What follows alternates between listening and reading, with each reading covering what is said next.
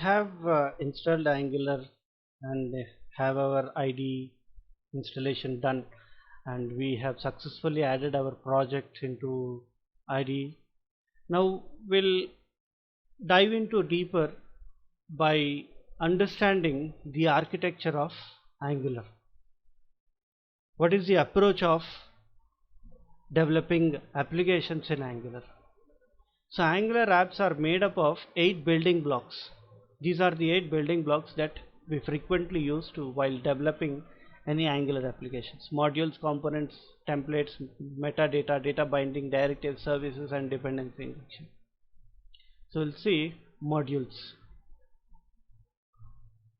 Modules are building blocks of Angular and are defined using a decorator, that is @ng module. So this we call it as we call it as decorator, and we'll see this in the project. We open app module.ts. I'll have my font incremented. See, ng module, @ng module, and is decorated to a normal class of TypeScript. A class which is decorated with ng module is like a parent or container of many other classes that are decorated with @component, directives, injectable, pipes, and all that.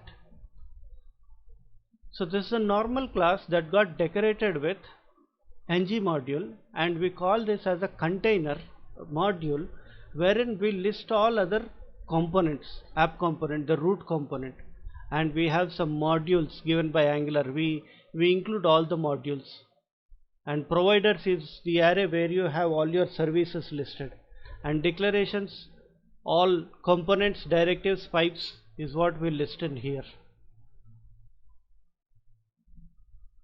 Angular apps are modular and has its own modularity system called ng module. So the decorator ng module is used to make normal TypeScript class into a module. Now I call this normal class as the root module, a normal TypeScript class into module.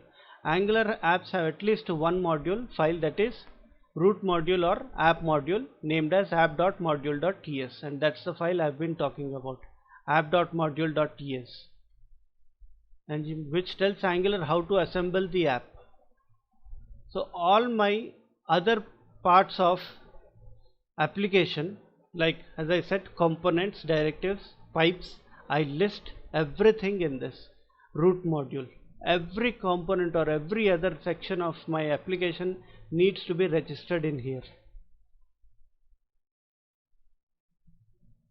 And you can create like custom modules can also be generated using this command ng.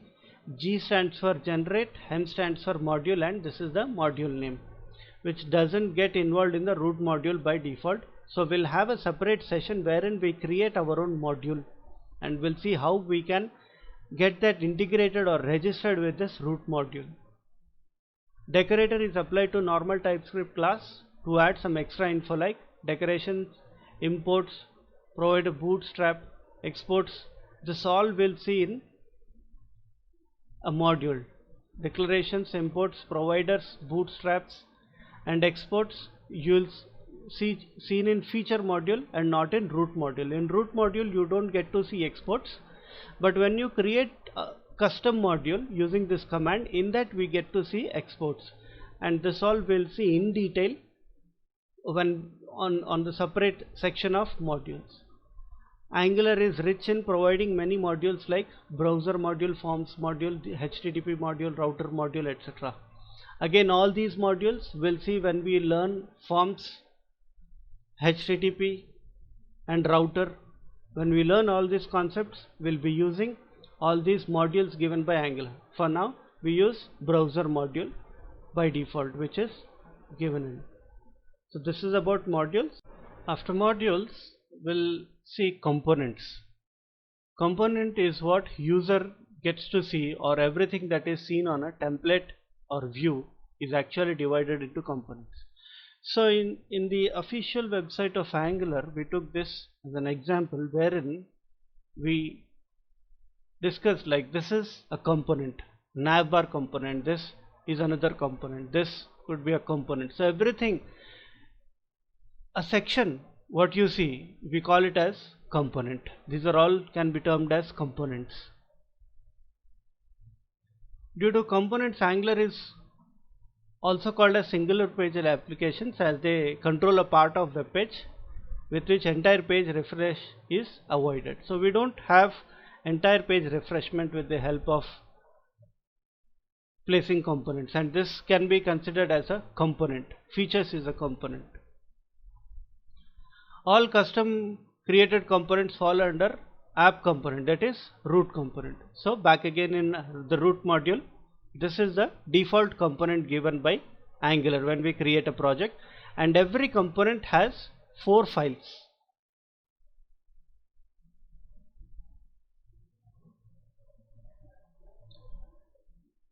HTML is what we get to see. All this you get to see on the browser, and this is the TypeScript. What all you do the programming part will do it in TypeScript, and this is for testing, and this is the CSS file.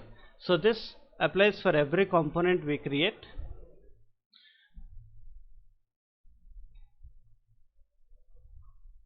And components are made up of 3 parts. If you see the TypeScript file, it is made up of 3 parts.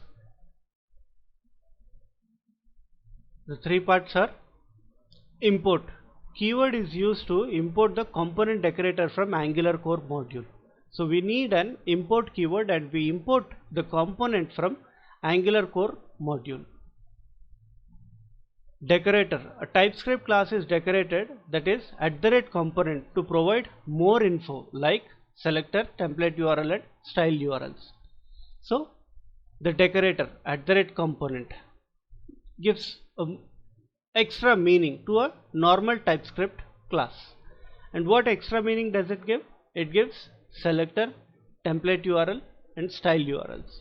And for this component, the styles are done in appcomponent.css. This is the file. And for the same component, to render it on a browser, we need this HTML file. So what all we write in this HTML file will be rendered onto the browser, and we use app root to select this entire component by using this single term called as app root. This all we'll see in detail when we get started working with components. And in the next slide we'll have, so templates, like every component is associated with its template or view. It's the HTML file what we call as, and the technical term we use is templates. The templates are used to render component functionality on a web page. So what all programming you do on a component's TypeScript, to render it on the browser, we need to put it in HTML file, and what all you see in here is being rendered on the browser. Templates are more or less like HTML code or tags. So this is a simple HTML file. Metadata. The normal TypeScript class, if decorated, makes them behave in a different way. So these are all normal TypeScript classes, which is what I've been saying, but they have been decorated to provide some extra meaning or some extra functionality. Below are some of the decorations that can be applied to a normal class. So we saw @component. When it comes to services, we do @injectable. When it comes to directives, Angular creates @directive for a normal TypeScript class. Data binding, like for every page that you see, you have some information to be passed in from the keyboard and some information rendered as the output. See, I've given some information and it responded with some output. So this passing of some information and receiving some information, this is what we call as data binding. We are tying data to the HTML. Angular provides data binding or passing data from the view to the model in 4 ways: interpolation, property binding, event binding, and two-way data binding. This all we'll see in detail in a coming session. Directives. Angular provides directives that helps to add behavior or modifies the DOM as per the details given in the directives. So if you want to modify or add some extra information to the DOM, we use directives. Below are the types of directives available. Directive with a template, that is component, and the main difference between a directive and a component is component has HTML and CSS files to it because they have templates. For directives we don't have a view or a template, so we don't have HTML and CSS. And the other types of directives are structural and attribute. Services. A service is a special purpose class which is decorated as injectable. It contains some special functionality about the app. Functionalities like to get data or to log info. Services is used when a component wants to communicate with another component. It can pass data from one component to another component. As components are made to interact with the client, services interact with data and provide the data to components which are rendered to client and vice versa. When we want to get information some outer web service, services play a major role in getting information from a web service, and they provide it to the component, and again they receive information from a component and pass it to the service. So they play a mediator role between a web service and a component. Dependency injection. Angular is a dependency injection framework. So I'll mention components are dependent on service to render data on client, and dependency injection is to take care of the dependent or service objects and to inject them in components whenever required. So we'll have a separate session on dependency injection as well, because we'll be using dependency injection a lot. And the last one is the flow. Angular apps get their entry point from angular.json. So we'll open up angular.json. You can press Ctrl P and type in the file you want, angular.json. So this is the file. In this entry point, by considering the values given to keys like index and main. So these say, what do you see, index and main? Search for index. Yes, index and main. So these are the entry points. For the front end part it is index.html. For the TypeScript or backend part of this application would be the main.ts. Index.html is the only file that is used in the front end by placing all code in the bundled JS files. So these are the 5 package files, and is the entry point for the templates. Main.ts is responsible for starting our project, as it holds the first code to be executed, that is platform browser dynamic bootstrap module, and this is the root module that gets executed and is the entry point for the TypeScript. So we've been talking about app module, but from where does this app module gets started? And that is from main.ts. See, platform browser dynamic, and we are calling the root module, that is app module, and app module calls the app component, and app component as of now does not hold any custom components. In the coming session we'll create custom components and we'll attach them to the root component. But the flow is main.ts. From main.ts we get app module coming into picture. In app module we have the app component, that is the root component, and in root component for the moment we only have some ULs, li and images and all this. In here we'll place custom components.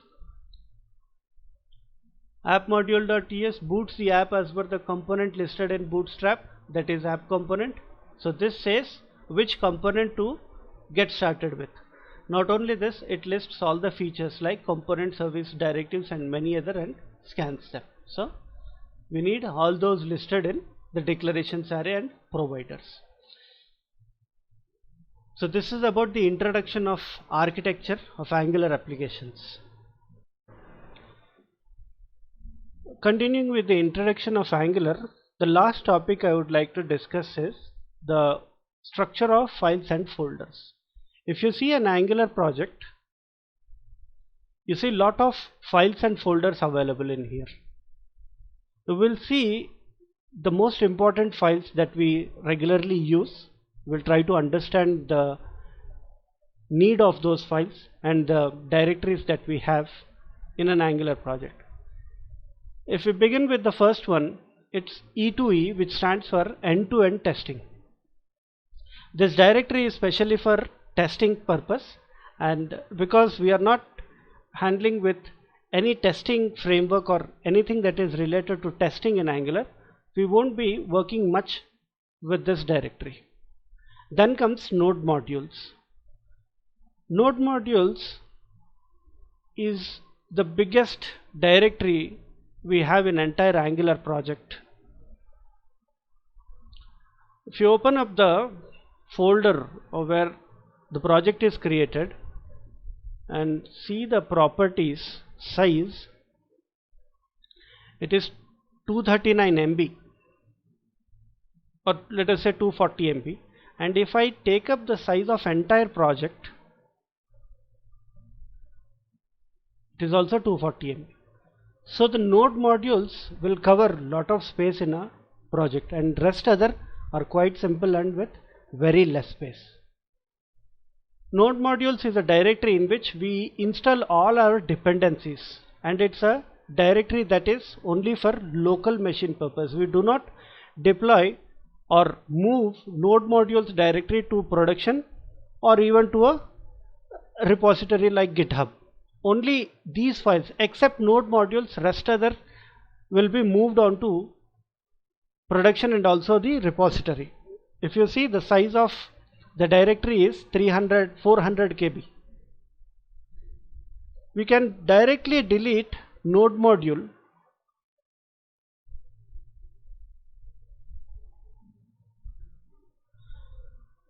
and it can be installed by running a command. I'll open up the command prompt and I'll simply say npm I or install. When you press enter, and you see the node modules directly will be launched. See, so this is how you create node modules directory as a local directory, but not for production purpose and not for repository purpose. It will take some time, and meanwhile we'll see. Source is a directory wherein we have all our source or code related files like app, and we'll see a bit more detail in this. Editor config, it is something related to configuration of editor. If you want to perform or some changes, it can be done in this file. Nothing related to application. Git ignore, see, node modules. This will be ignored when, if at all, I want to push all the code into Git repository. So what all I want to get ignored by Git, I'll mention them in this file. Angular.json, very important one. It deals with having all these global CSS files and global JS files. Like if at all we want to use jQuery in our project, then the CDN of jQuery is what we mention over here. The CDN of Bootstrap is what we can mention over here. And also the app, if you see, for a component like app component.ts.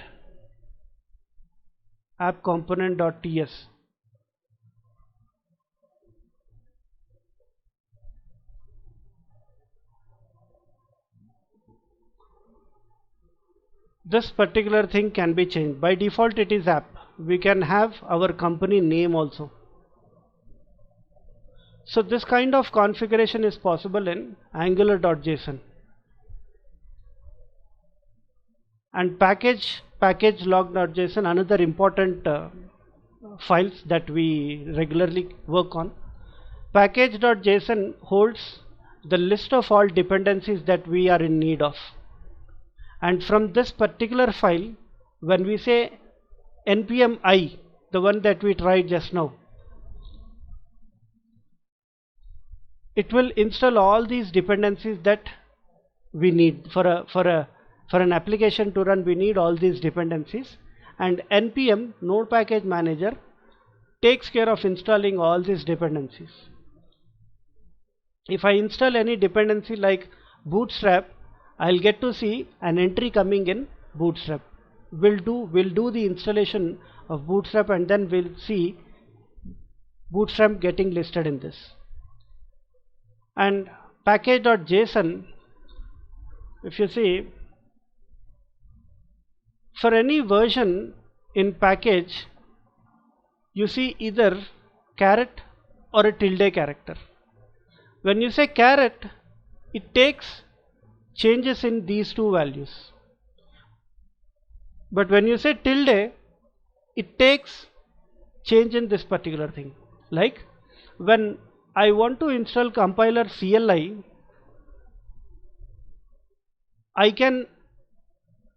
the npm can take or does the installation like 61365 or 697, anything like that. This will remain the same, but anything related to these two, the latest one is what npm will pick up and do the installation. And if it is tilde, npm will do the latest of this one, and this we call as patch, minor and major. So tilde takes or does or picks the highest patch, and caret is for the highest in the patch and minor. Whereas package lock is the fixed one. If you see, you do not see any tilde or caret at all when it comes to the version. Like let us see what compiler CLI is in package log.json. 6.1.10 is the version that is installed in my current project, 6.1.0. Because it is a caret, I can accept a change in the minor and patch fix, but not to the major. And similarly, if you go for TypeScript, TypeScript is 272 fixed is what I've installed, and here again this could be the latest one. Let's see Angular CLI. You search for Angular CLI, 608. You see, it's again the same, Jasmine. So these two are the things that are taken care by package.json and package-lock.json. Package.json lists all the dependencies that we are in need of, and it gives a scope of the latest one that can be in minor and patch, but package lock holds the exact version that is installed. So these two are required and needs to be pushed into the repository. And if you see, there are dev dependencies and dependencies. Dev dependencies are something that we need only for development purpose, but dependencies for production also. When you want to deploy your application, you need these packages installed in the production also. Then comes source, which is the one where we will work a lot. App has all its application code related files and folders. Assets, all static data like images, video, sound, anything. Environment, the entire application environment is maintained in here. And fav icon, like when you run a browser, so this is the fav icon. Again, testing related. Main.ts is the point from where your execution gets started. Polyfills.ts holds information related to browsers, like Angular applications cannot be run in the older versions of Internet Explorer, but doing certain configuration in polyfill.ts, we can run an Angular application in CSS, global CSS. So these are the most common used files and directories in an Angular application.